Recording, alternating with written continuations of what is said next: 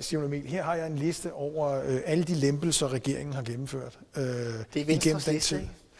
Venstre, jo, det er det jo i virkeligheden, men de er ikke sene til at smide den ud af Justitsministeriet, hvis man beder om den. Okay. Søde folk. Men det ændrer ikke ved, at de lempelser, der er nogle af 30, tror jeg, der er 31, de 20 af dem har I stemt for. Ja. I klar overensstemmelse med den ånd, som også Gitte Seeberg kommer med her.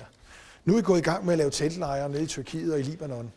Altså, kan du selv følge, at nogen kan blive lidt forvirret af det spring, der er her? Altså, det er jo og hvor meget af det her skal I rulle tilbage så i konsekvens af jeres nye tough-on refugees holdning?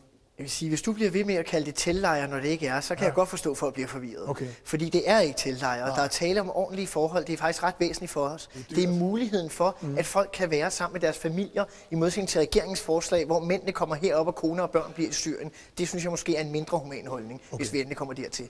For at se på de der forslag, så har vi jo bare gjort det, vi lovede. Vi lovede at gøre op med det pointsystem, som VK-regeringen havde gennemført. Det har vi gjort.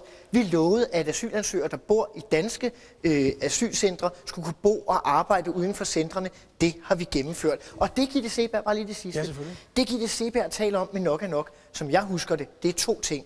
Det ene, det er den måde, vi taler om udlændinge på, og der er jeg enig med hende i, at det var et problem i 2007, og det andet var faktisk den måde, som dem, der bor i danske asylcentre, blev behandlet på, og ikke havde mulighed for at bo og arbejde. Det var den store sag. Og gode herrer, det var også en kritik af Dansk Folkepartis rolle, og de kommer så ind med hvad, 22-23% efter næste valg. Ja, men det tager vi helt roligt. Vi har gået i lære, som du selv siger, hos de radikale, og ved, at man kan få meget indflydelse med få mandater.